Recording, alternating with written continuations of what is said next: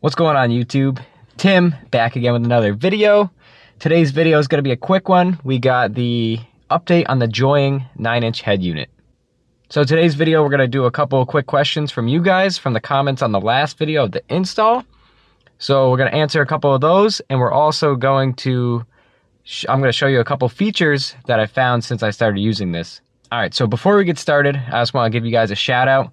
We're growing pretty good now. We're almost at 1,000 subscribers, so if you're not subscribed and you enjoy the content, you want to see more FK8 stuff, make sure you leave a comment down below saying that you subscribed and hit that subscribe button. I know it's a little cringy when YouTubers are asking for subscribers, but we're gonna put it out there if you guys like it. I'm gonna try to bring as much content as I possibly can this year. Life is a little busy between work and then actually shooting videos. I shot this video like 3 times because I'm trying to make better quality content for this year, and it just seems like I can't figure it out. So this is like the 3rd take on this video. Right now we are recording on the Insta360, and I got the Rode Wireless Go 2, I think. Yeah, Wireless Go 2 mic. So hopefully the audio quality is a little bit better for you guys. Like I said, I'm just trying to improve the whole quality of the video. And with that being said, let's get right down to the content of today's video. As you can see, I got the new garage lights up. That's part of the whole improvement to the channel, so I can actually shoot videos of doing installs on the car without having some bad lighting. So it definitely makes a big difference. Those hex lights are awesome. I believe they're hyper light. I got them off Amazon for the 5 hex. I believe is like 140 bucks. So I definitely recommend that for anybody that's looking for some hex lights. Alright, so first thing I do want to address, even if you do not have any audio on, I'm not sure if there's a fix for this, but there is some static. I have no music playing. We're adjusting the volume, but I don't know if you can hear it. There is some static. I'll be quiet for 1 second.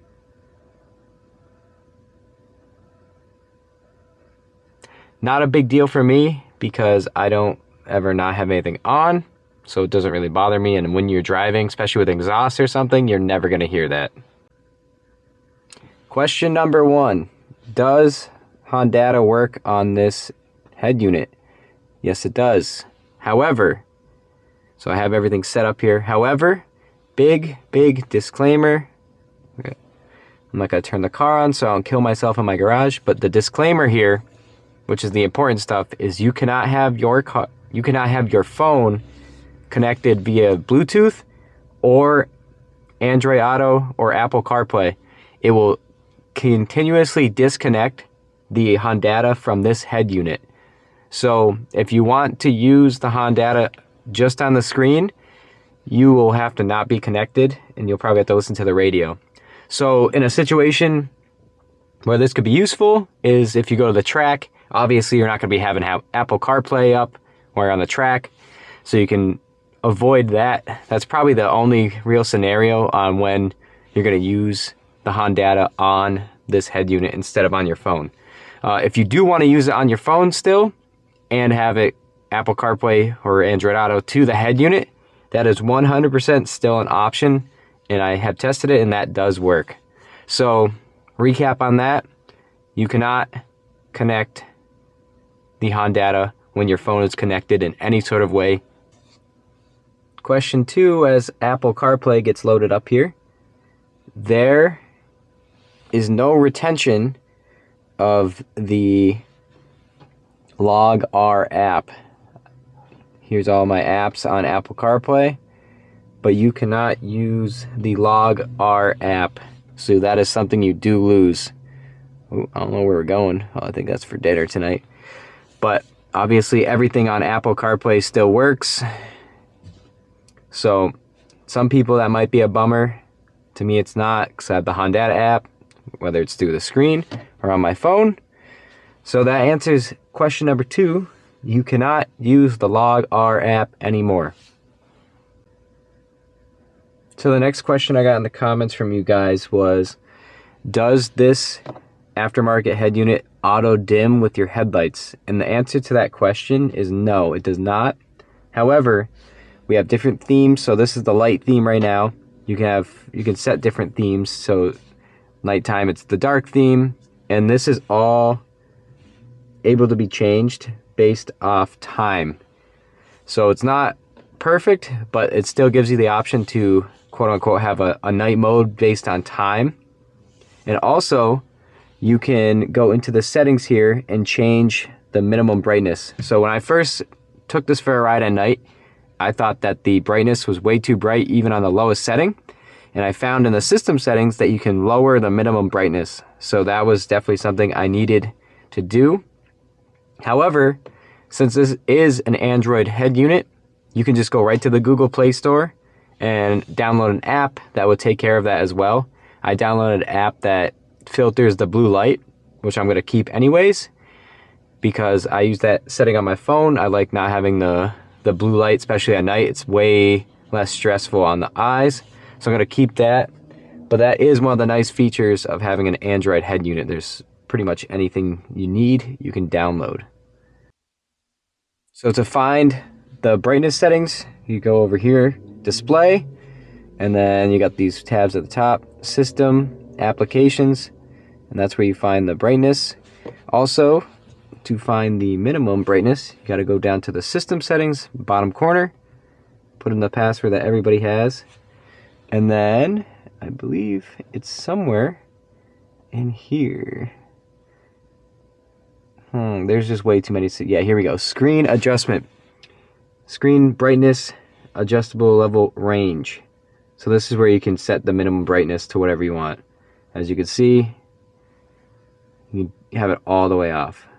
So I believe it was 37 factory. I'll put it down to 25 for now.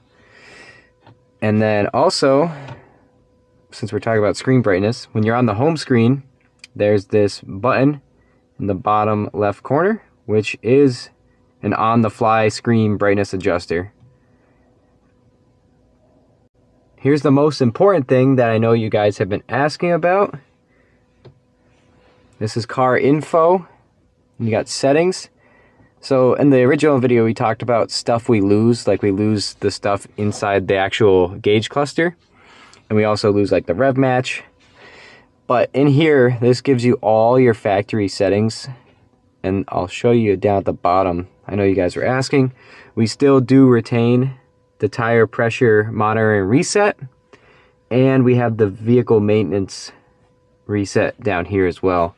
So I know you guys were asking about that.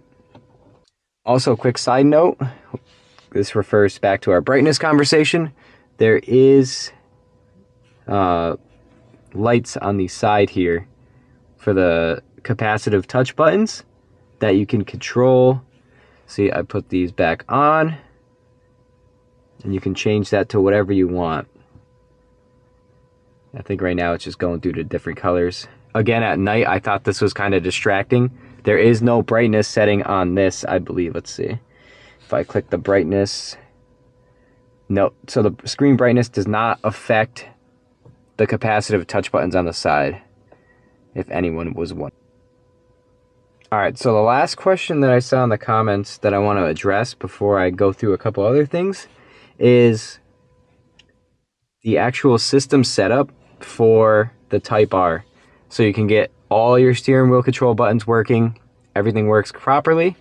So you're going to go into system settings, then you go up to factory, type in the password, and then you are going to go to the model, and this is the model that you want.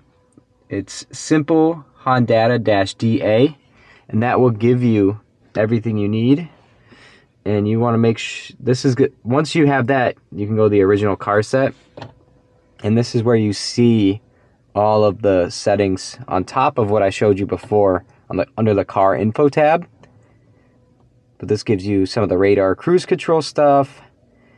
Also, what I found when I did switch this to the correct car, my volume up and down was reversed. And there's a setting right here that is volume up and down reverse. And I had it clicked. So that was something that I had to change. So I know you guys were asking about that. That will get your steering wheel buttons working again correctly. And there's pretty much anything else you need to find in there you could play with, like HVAC controls, lighting, all that's under that specific setting. I just want to go through a couple things for you guys that aren't really questions, but stuff I want to point out to you guys just for general information. So the Z Link 5 is the Apple CarPlay Android Auto connection. Obviously, if you go into settings, you got Wi-Fi. For, like at my house right now, I can connect to something and watch or download a new app. You have your Bluetooth, so you could set up your Bluetooth to your phone if you don't want to use Android Auto or Apple CarPlay. So this was the Twilight app that I downloaded. What I was talking about earlier about the blue light. So right now I have it set up. So if I click this button, you can see it change the temperature of the screen, and you could play with this. So that is something, if you guys have sensitive eyes, that I would highly recommend to download. But also, I think I showed this in the original video, but you have all this control over the factory sound system now. So if you're an audiophile guy, this is probably helpful. I don't know, I'm not too into that kind of stuff, but it does sound pretty good still, besides that hum you got in the beginning or when nothing's playing. And this screen is fully customizable, so you can change these. And then if you long press on any of the icons down here, you can put whatever you want up here. I'm going to play around too. I'll probably post on Instagram. I'm going to see if I can get like custom wallpapers on here. I'm assuming you can, but I just don't know how yet. So we're going to play with that too. Let's see if I go to wallpaper here. Wonder what it comes up. Yeah, wallpaper. So there's definitely a way to add something. There's only, oh, you got dark. That might be easier. So either way, I'm going to play with that. But if you guys have any other questions, I think I tried to address everything I possibly could in this video. If you have any other questions, just let me know. Alright, so I hope this video helps you guys. I've been reading your comments. I've been trying to reply. Just trying to do a good job and keeping you guys updated this year and bring you guys the consistent content that you guys deserve. So a few topics I think I'm going to be covering pretty soon are Mishimoto intercooler swap from the PRL, which is going to be an interesting video for you guys, so don't miss that one. We're going to do a oil change and transmission fluid video, and I also have some video ideas on trying to purchase used FK8s, something along those lines. Alright, one last thing before we go. If you guys have anything you want to see on the channel, whether it's around my car, if you want me to start doing reviews of friends' cars, I do have a couple of videos planned for that. But if you want to see anything, just let me know down below, and I'll try to make it happen.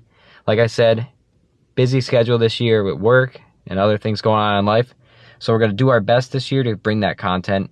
But if there's anything important or you have any questions, either leave a comment down below or message me on Instagram, which will be down in the description below. And yeah, I just hope you guys are ready for this year's car season. That's it for today's video. We'll catch you in the next one.